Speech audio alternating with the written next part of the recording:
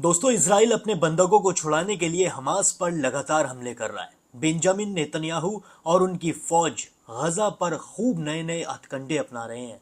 वो कैसे भी करके चाहते हैं कि उनके बंधकों को हमास छोड़ दे और वापस उनके बंधक इजराइल आ सकें, लेकिन इनकी कोई भी चाल कामयाब होती दिखाई नहीं दे रही है। नेतन्याहू के नए नए हथकंडे भी काम नहीं आ रहे हैं। हमास बिल्कुल भी इजराइल के बंधकों को अब छोड़ने के लिए तैयार नहीं है। जब सीज फायर हुआ था तो दोनों के बीच में शांति समझौते की बात हुई थी। हमास ने तब इजराइल के कई बंधक छोड़े भी थे, जिसके बाद इजराइल ने भी हमास के बहुत सारे बंधकों को रिहा किया था। लेकिन अब शायद हमास ने ठान लिया है कि बेंजामिन नेतन्याहू के किसी भी बंधक को छोड़ना नहीं है। और इसी बीच हमास ने एक ऐसा खेल कर दिया है जिसके बाद डोनाल्ड ट्रंप और बेंजामिन नेतन्याहू की शायद नींद उड़ गई है। अमेरिका और इजराइल दोनों ही सदमे में आ चुके हैं हमास के इस कदम के बाद। जी हाँ दोस्तों, दरअसल हमास ने रूस के बंधकों को रिहा कर दिया है। जी हाँ, बिल्कुल सही सुना आपने।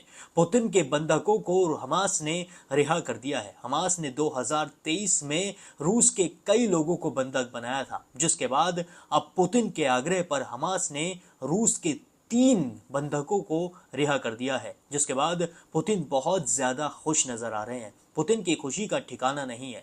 पुतिन ने मॉस्को में इन 3 पूर्व बंधकों से मुलाकात भी की और इनसे काफी सारी बातें भी की, जिसके बाद पुतिन ने हमास को खुलेआम थैंक यू कह दिया है। जी हाँ, पुतिन का कहना है कि हमास को हम बहुत बहुत धन्यवाद करते हैं। पुतिन ने इन तीनों पूर्व बंधकों से बहुत देर तक बात की और इनसे इनके हालचाल भी पूछे। इन बंधकों ने बताया कि हमें करीब 450 से ज्यादा दिन गजा में रहना पड़ा है, लेकिन अब हम बहुत ज्यादा खुश हैं कि हमास ने हमें रिलीज कर दिया है। तो दोस्तों, अब मैं आपको बताता हूं कि पुतिन ने इन पूर्व बंधकों से आखिर कहा क्या है। पुतिन ने कहा है, ये फैक्ट है कि आप मुक्त होने में कामयाब रहे। ये इस वजह से है कि रूस के फिलिस्तीनी लोगों, उसके प्रतिनिधियों और कई तरह के संगठनों के साथ स्थिर और लॉन्ग टर्म संबंध है। हमें हमारे साथ सहयोग करने और इस मानवीय काम को अंजाम देने के लिए हमास के प्रति आभार व्यक्त करने की जरूरत है। जी हाँ दोस्तों, सुना आपने, पुतिन ने हमास के प्रति खुले तौर पर आभार व्यक्त कर दिया है और पुतिन ने कहा है कि फिलिस्तीन के साथ हमारे संबंध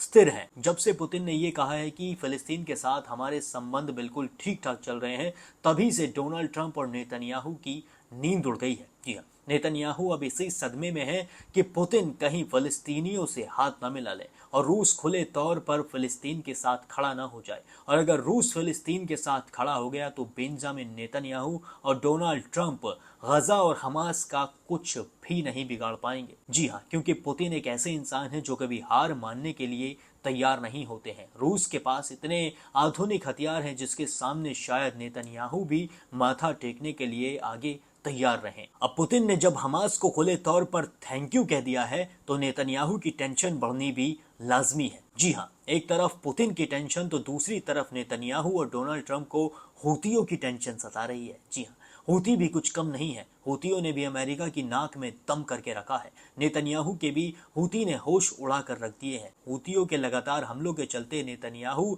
बहुत ज्यादा परेशान चल रहे हैं और डोनाल्ड ट्रंप भी कुछ कम परेशान नहीं है हूतियों के हमले को लेकर। अब हूतियों को सबक सिखाने के लिए डोनाल्ड ट्रंप ने फिर दोबारा सऊदी अरब से हाथ मिला लिया है। सही सुना आपने, सऊदी अरब से हाथ मिलाने के बाद अमेरिका सोच रहा है कि अब हम हूतियों के अभियान में सेंधमारी कर सकते हैं। अब हूतियों को हम सबक सिखाएंगे, ऐसा सोचना है डोनाल्ड ट्रंप का। डोनाल्ड ट्रंप ने दरअसल मोहम्मद बिन सलमान के साथ हाथ मिलाया है और अब सऊदी अरब अपने 80,000 सैनिक औदेदा बंदरगाह पर भेज रहा है। ये वही बंदरगाह है जहां पर ईरान से हूतियों के लिए आधुनिक हथियार पहुंचाए जाते हैं। अब सऊदी अरब अपने 80,000 सैनिक भेजकर इस बंदरगाह पर कब्जा करना चाहता है, लेकिन हूती ऐसा होने नहीं देंगे। हूतियों की तरफ से वीडियो जारी किया गया है और उसमें कहा गया है कि अमेरिका की गुलामी करना बंद कर दे सऊदी अरब।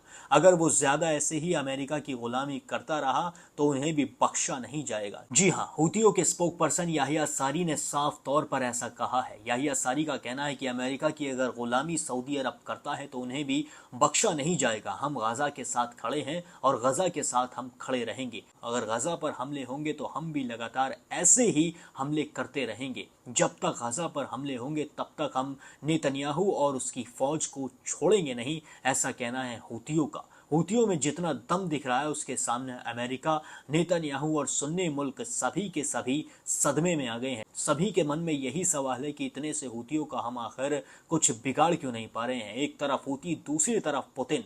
अब नेतन्याहू और डोनाल्ड ट्रंप की टेंशन डबल हो गई है। अब ये टेंशन कैसे खत्म होती है ये वक्त के साथ ही पता चलेगा। तब तक आप हमें कमेंट करके बताएं कि आपको क्या लगता है, नेतन्याहू और डोनाल्ड ट्रंप को सबक सिखा पाएंगे हूती, या फिर डोनाल्ड ट्रंप कुछ ऐसा हथकंडा अपनाएंगे जिसके बाद हूतियों का सफाया करने में वो कामयाब रहेंगे। कमेंट करके जरूर बताएं, क्योंकि आपका एक एक कमेंट हमारे लिए बहुत ज़्यादा अहमियत रखता है। बाकी सभी अपडेट्स के लिए अभी सब्सक्राइब कर लें द न्यूज़ फीवर।